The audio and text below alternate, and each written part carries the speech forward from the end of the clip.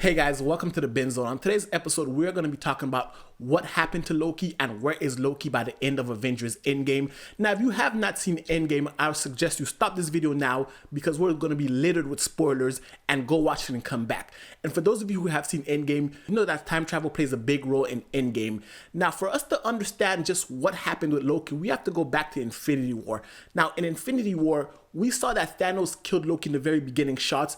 That was pre-snap, and he just snapped Loki's neck and was done with him. At that point, that version of Loki is dead. But as we saw in Endgame, there can exist two different characters in the same timeline at the same time. And with that established, it kind of gives us a hint as just to what happened to Loki and where is he. Now, for us to realize and follow Loki's movements, we have to go back to Endgame and see that we saw Loki in two different time periods during that movie. We saw Loki in 2012 during the Battle of New York, and we also saw Loki in 2013 being held captive in Odin's prison in Asgard. Now, those are two different time periods, but they're the same Loki because we know at the end of Avengers, he got arrested and he was imprisoned in Asgard. So that's one character. However, we saw during the Battle of New York during the aftermath, while the Avengers who time traveled to 2012 were trying to steal the Space Stone, that Loki was able to finesse his way out of capture and escape with the Space Stone. Now, this is very interesting because now we know that Loki himself was never arrested by the Avengers during the end of the Battle of New York in that timeline. Because in this movie, we have to understand there are various timelines. As the Ancient One explained to the Hulk, once you take the stones, you create a different timeline, and now you have separate timelines branching off from one source. And that can create some different dynamics in the characters. However, because the Avengers were going to return the Infinity Stones into the time periods where they took them from, that would never cause the timelines to divulge. However, we see at the end of the movie, Captain America was able to go back in time, live his life, and age. And we see him towards the end of Endgame as an old man, and he showed that he can go to the past and live in this Infinity War Endgame timeline. So with that being said, where is Loki? Well, we all know Loki's the trickster god, and Loki's one of the, if not the most cunning of the villains or characters we've ever seen in the Marvel Cinematic Universe. Now, once he takes the Space Stone, he's free to go wherever he wants. But something interesting happened because once he took the Space Stone and he disappeared, the Loki that was in prison in Asgard should never have been there because that's the same Loki that was arrested in 2012. But because he took the Infinity Stone, the Space Stone, and he left somewhere else, that divulges a secondary timeline, and that's where his character is actually, and that's where the crux of the story happens. This Loki caused the diversion of the timelines, and at that point, we know that Loki exists in our time period because Captain America, who went back to the past, also exists in the Endgame timeline. So at this point, one of two things could have happened. Loki could be existing in a completely separate timeline from everybody else, or he could be in this timeline and in hiding.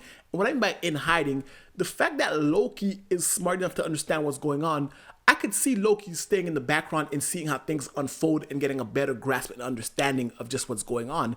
Because 2 years later in 2014, when Thanos finds out about the time travel and the time heist of the Infinity Stones, he goes to 2019. Well, is it 2019? He time travels to the Endgame future and he confronts the Avengers in their own original time.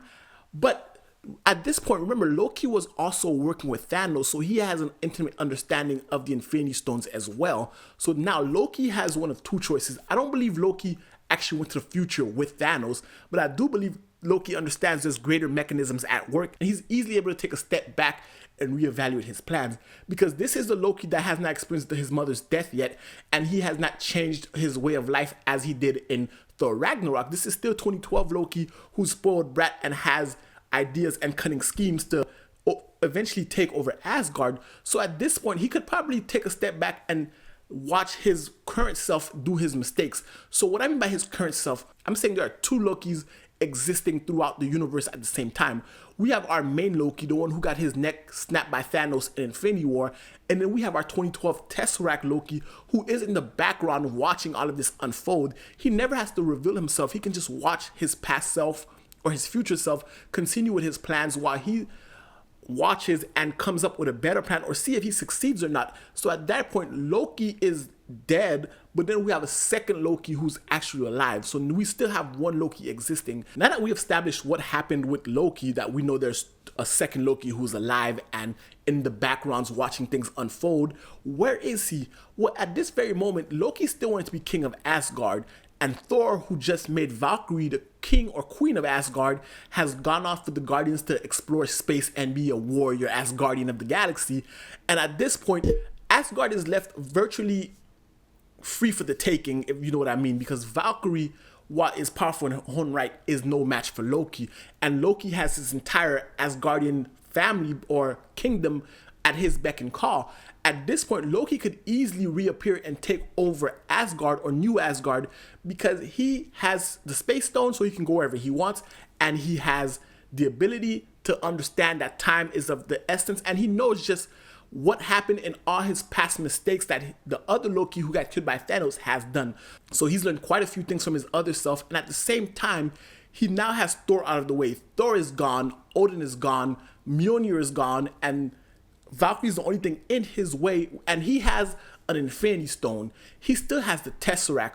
While there exists no other stones in this timeline because Thanos destroyed them, Loki still controls and has one of the Infinity Stones. So that makes Loki one of the most powerful characters in the Marvel Cinematic Universe currently, while Thor, who could match him, is gone. Captain Marvel is back in space. So Loki has no opposition really to take over Asgard. So there is a new Loki in town, and I'm interested to see where they go, because we know that there's rumors that a Thor 4 is coming, and Thor 4 could revolve around Loki back to his old shenanigans, and Thor has to come back and deal with his brother, who isn't as close as he was with Loki when Loki died, because remember, Loki didn't experience those things. That was a different Loki that got his neck snapped. So I'd love to see that dynamic with them. So Loki is here in the background, and he's gonna take over New Asgard.